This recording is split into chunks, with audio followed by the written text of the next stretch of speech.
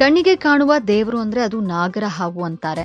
August 9ರಂದು ಎಲ್ಲೆಡೆ ನಾಗರ ಪಂಚಮಿ ಹಬ್ಬವನ್ನು ಆಚರಿಸಲಾಗುತ್ತೆ. ಈ ದಿನ ಜನರು ತಾವು ನಂಬಿದ ನಾಗದೇವನಿಗೆ ಭಕ್ತಿಯಿಂದ ಪೂಜೆನ ಸಲ್ಲಿಸ್ತಾರೆ.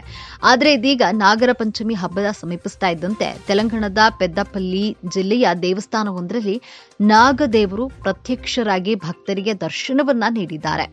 ಇಲ್ಲಿನ ಶಂಭುಲಿಂಗೇಶ್ವರ ಸ್ವಾಮಿ ದೇವಸ್ಥಾನದಲ್ಲಿ ನಾಗದೇವತಾ ವಿಗ್ರಹದ ಮೇಲೆ ನಾಗರ ಹಾವು ಹೆಡೆ ಬಿಚ್ಚಿ ನಿಂತಿದ್ದು, ಇದನ್ನ ಕಂಡು ಭಕ್ತರು ಇದು ಶಿವನ ಮಹಿಮೆ ಎಂದು ಹಾವಿಗೆ ಕೈ ಮುಗಿದು ಭಕ್ತಿಯ ಸಾಗರದಲ್ಲಿ ಮುಳುಗಿದ್ದಾರೆ. ಇದಕ್ಕೆ ಸಂಬಂಧಪಟ್ಟಂತಹ ವಿಡಿಯೋ ಸೋಷಿಯಲ್ ಮೀಡಿಯಾದಲ್ಲಿ ವೈರಲ್ ಆಗ್ತಾ ಇದೆ. ತೆಲಂಗಾಣದ ಪೆದ್ದಪಲ್ಲಿ ಜಿಲ್ಲೆಯ ಶಂಭುಲಿಂಗೇಶ್ವರ ಸ್ವಾಮಿ ದೇವಸ್ಥಾನದಲ್ಲಿ ನಾಗದೇವತಾ ವಿಗ್ರಹದ ಮೇಲೆ ಭಕ್ತರು ಬೃಹತ್ ನಾಗರ ಹಾವನ್ನ ನೋಡಿದ್ದಾರೆ. ಹಾವು ತನ್ನ ದೊಡ್ಡ ಹೆಡೆಯನ್ನ ತೆರೆದು ನಾಗದೇವತೆಯ ವಿಗ್ರಹದ ಮೇಲೆ ನಿಂತಿದೆ. ಸ್ಥಳೀಯರು ನಾಗದೇವತೆಯ ವಿಗ್ರಹದ ಮೇಲೆ ನಿಂತ ಹಾವನ ವಿಡಿಯೋ ತೆಗೆದು ಅದನ್ನ ಸೋಷಿಯಲ್ ಮೀಡಿಯಾದಲ್ಲಿ ಹಂಚಿಕೊಂಡಿದ್ದಾರೆ. ಕೆಲವೇ ನಿಮಿಷಗಳಲ್ಲಿ ಈ ವಿಡಿಯೋ ಅಥವಾ ಈ ವಿಷಯವು ಪಟ್ಟಣಾದ್ಯಂತ ಹರಿದಾಡಿತ್ತು. ಇದು ಹೆಚ್ಚಿನ ಸಂಖ್ಯೆಯ ಭಕ್ತರು ಮತ್ತು ಕುತೂಹಲಕಾರಿ ವೀಕ್ಷಕರನ್ನ ದೇವಾಲಯದತ್ತ ಸೆಳೆದಿದೆ. ಹಾಗಾಗಿ ಭಕ್ತರು ದೇವರ ದರ್ಶನಕ್ಕೆ ಬಂದಿದ್ದಾರೆ.